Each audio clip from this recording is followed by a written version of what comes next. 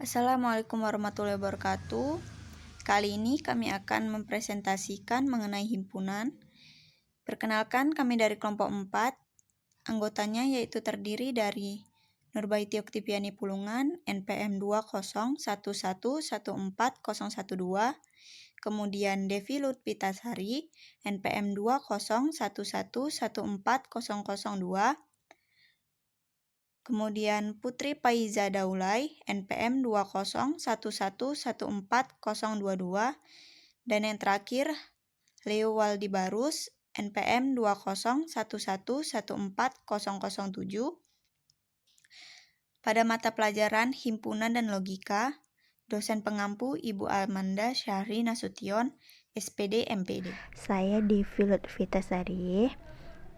Di sini saya ingin menjelaskan tentang himpunan. Nah, apa sih itu definisi tentang himpunan?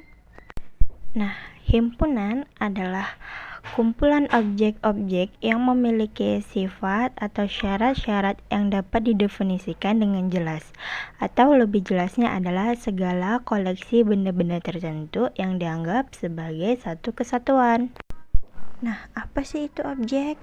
Objek itu sering dinamakan dengan anggota atau elemen-elemen dari suatu himpunan. Nah, objek itu dapat berupa bilangan, manusia, hewan, tumbuhan, negara, atau sebagainya. Nah, apa itu syarat tertentu dan jelas dalam himpunan? Dalam syarat tertentu yang jelas dalam menentukan anggota suatu himpunan ialah untuk membedakan mana antara yang beranggota himpunan dan mana yang bukan termasuk anggota himpunan. Selanjutnya dinamakan himpunan yang terdefinisi dengan baik atau well-defined cell. Masih bersama saya Devi. Di sini saya ingin menjelaskan tentang notasi atau simbol himpunan dalam matematika. Ada beberapa notasi atau simbol dalam himpunan matematika. Di sini saya hanya menjelaskan tentang 4 notasi saja. Yang pertama adalah notasi N, yang artinya adalah himpunan bilangan asli. Apa itu bilangan asli? Bilangan asli adalah bilangan yang sebenarnya. Contohnya 1, 2, 3, dan sebagainya. Nah, yang kedua adalah notasi Z. Apa itu notasi Z? Yang artinya adalah himpunan bilangan bulat. Apa itu bilangan bulat? Bilangan bulat adalah bilangan yang terdiri dari bilangan caca dan negatifnya. Contohnya -2, -1, 0, 1, 2, 3, dan sebagainya. Nah, yang ketiga adalah notasi P. Apa itu notasi P? Notasi P itu artinya adalah himpunan bilangan bulat positif. Contohnya 2, 4, 6, 8, dan sebagainya. Dan yang terakhir adalah notasi Q. Apa arti dari notasi Q? Artinya adalah himpunan bilangan rasional. Nah, apa sih itu bilangan rasional? Bilangan rasional itu adalah bilangan yang dapat dinyatakan sebagai A per B, di mana A, B adalah bilangan bulat dan B tidak sama dengan 0, di mana batasan dari bilangan rasional itu adalah dimulai dari segalanya. Pada slide ketiga ini, saya Leo Waldi Barus akan menjelaskan pengertian dari notasi berikut. Yang pertama, bilangan real, yang kedua, subhimpunan, dan yang ketiga, elemen dari himpunan, dan keempat, bukan elemen dari himpunan. Subhimpunan biasanya digunakan untuk menyatakan bahwa A adalah himpunan bagian subhimpunan dari B yang memungkinkan A sama dengan B. Yang kedua, teori himpunan. Teori himpunan adalah himpunan bagian dari B tetapi A tidak sama dengan B. Yang ketiga, superset himpunan. A adalah himpunan bagian sebenarnya atau proper subset dari B. Yang terakhir, nilai mutlak.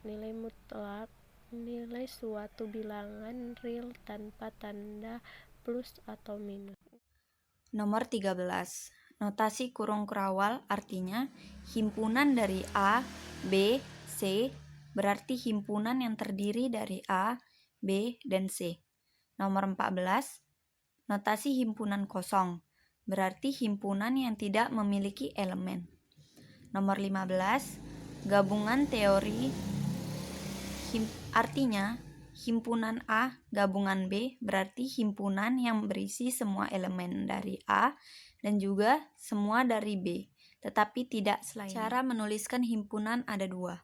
Yang pertama, listing method. Yang kedua, deskripsi method. Yang pertama, listing method atau tabulasi method, yaitu cara menyatakan suatu himpunan dengan menuliskan anggotanya satu persatu. Yang kedua, deskripsi method atau metode aturan, yaitu anggota dari suatu himpunan tidak disebutkan satu persatu, tetapi penyajian anggota himpunannya dilakukan dengan mendefinisikan suatu aturan. Contoh soal diagram Venn. Yang pertama, dalam penelitian yang dilakukan pada sekelompok orang, diperoleh data 68 orang sarapan dengan nasi, 50 orang sarapan dengan roti, dan 8 orang sarapan nasi dan roti. Sedangkan 35 orang sarapannya tidak dengan nasi ataupun roti. Hitung banyaknya orang dalam kelompok tersebut. Penyelesaiannya, kita gunakan diagram Venn untuk menjawab soal tersebut. Jika kita gambarkan dengan diagram Venn, maka gambarnya seperti gambar berikut ini.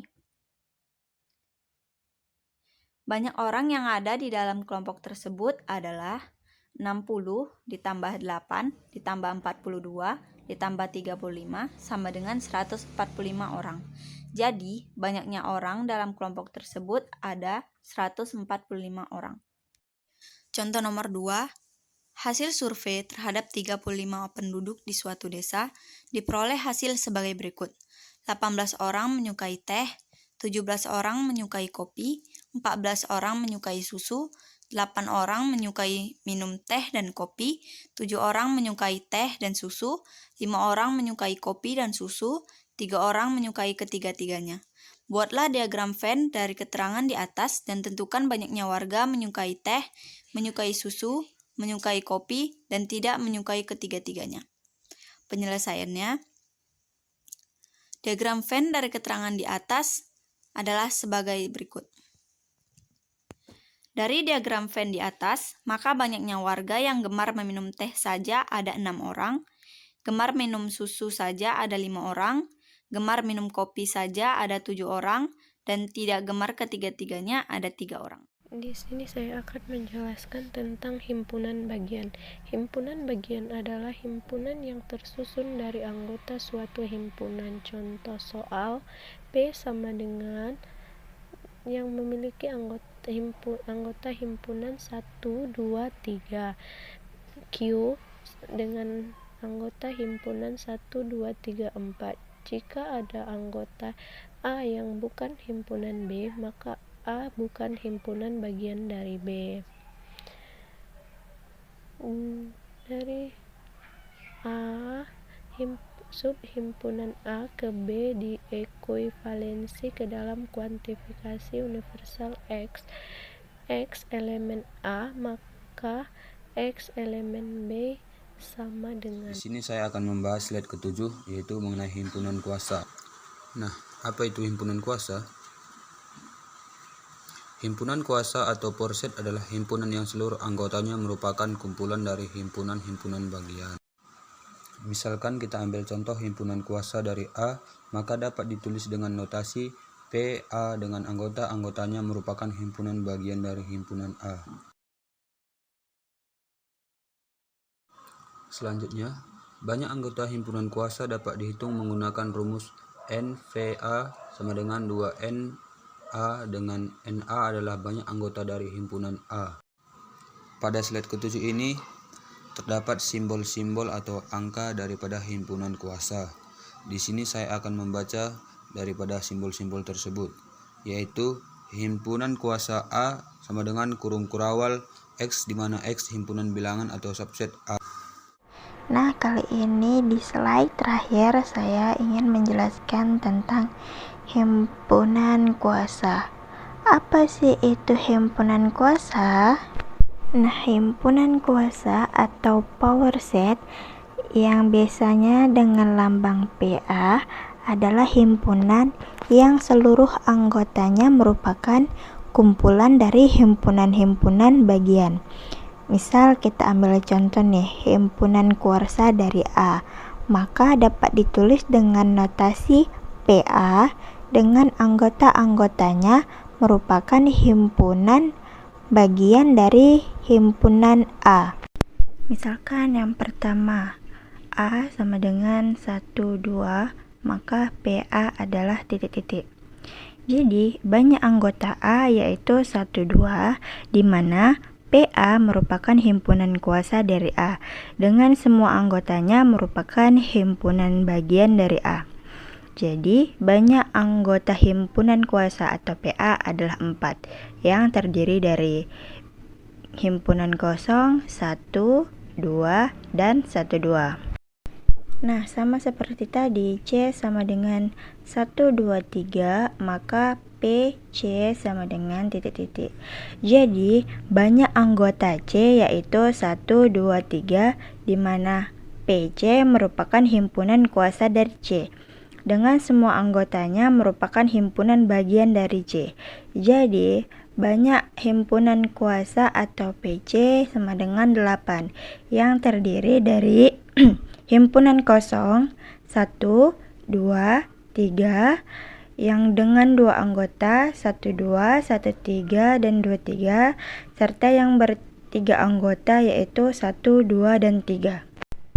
Nah, bagaimana jika yang ditanya hanya jumlahnya saja tanpa anggotanya?